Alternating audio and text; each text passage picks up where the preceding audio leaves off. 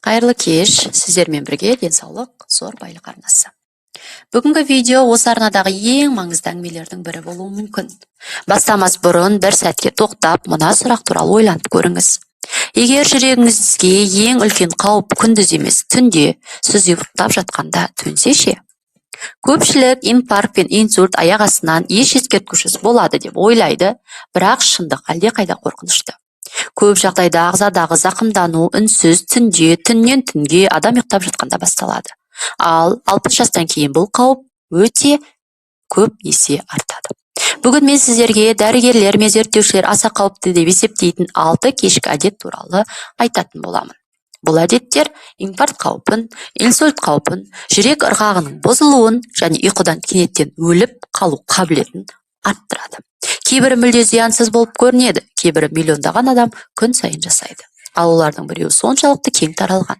Көпшілік оның қаншалықты қауіпті екенін мүлде білмейді. Сондықтан бұл видеоны соңына дейін көріңіз, өйткені бірінші әдет ең қауіптісі болуы мүмкін. Олай болса, ең алдымен мына оқиғаны айта кетейін. Бірнеше жыл бұрын бір өте маған таныс адам, оның аты Дархан еді, 71 жаста болатын. Зейнетке шыққан мектеп мұғалімі, ақылды, мейірімді, белсенді адам болған. Әр таң сайын қолына шай алып серуендейтін, бау-бақшаны жақсы көретін, немерелеріне ерекше жақсы қарайтын еді. Көптеген елдерде болған адам. Бірақ ол үнемі денсаулығын жаман емес қой деп ойлайтын. Мүлдем дәрігерге көрінбейтін.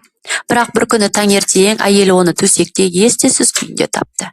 Ешқандай белгі жоқ, кеудесі ауырмаған, ескерту болмаған, тек үнсіздік. Кейін дәрігерлер оның түнде жаппай инфаркт алғанын растады. Ең қорқыныштысы, оған әкелген қауіп факторы жылдар бойы үнсіз түрде әрі кеш сайын қайталанып келген. Ал оларды өзгертуге болатын еді.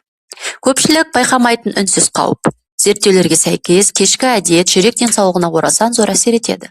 Түн ағзаның қалпына келу уақыты, ұйқы кезінде қан айналымы төмен түсуі мүмкін, жүрек соғысы баяулауы керек, тамырлары басаңсу керек, қабыну азаю керек. Бірақ кейбір әдеттер бұл процесті бұзады. Соның салдарынан ағза тыныштық орнына стресс режимінде қалады. Уақыт өте бұл жүрек қан тамыр жүйесін әлсіретеді. Енді ең қауіпті 6 әдетке көшейік. 6. Ұйықтар алдында ауыр тамақ жеу. Бұл көп адамдар таңғалдырады. Кешкі мол ас, тәттілер, пицца, майлы тағам эмоциялық тұрғыда жайлы көрінуі мүмкін, бірақ ағза үшін бұл үлкен жүк. Тамақ қорыту үшін асқазан мен ішекке көп қан қатеді. Соның нәтижесінде жүрек күштірек жұмыс істеуге мәжбүр болады. 65 жастан кейін бұл жүктеме аса қауіпті болуы мүмкін. Сонымен қатар, толық асқазанмен жатқанда қышқыл жоғары көтеріліп, қыжыл тұрғызады. Жүрек қағысын жиілетеді, кейде аритмияны қоздыруы мүмкін. Бұндай жағдайда не істеу керек?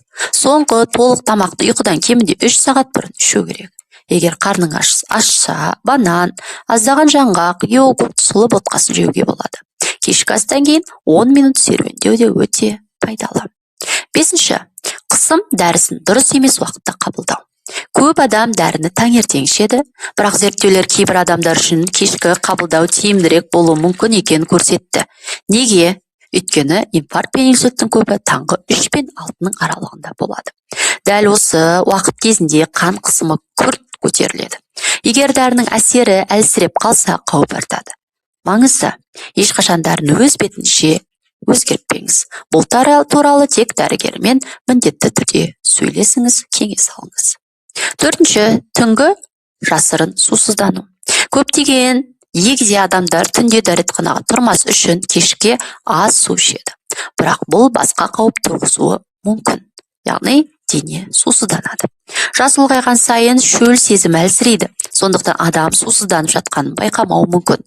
Сусызданғанда қан қоюланады. Қою қан жүрекке ауырлық түсіреді. Баяу айналады, тромб түзу қаупін арттырады. Ал тромб инсульттің басты себептерінің бірі.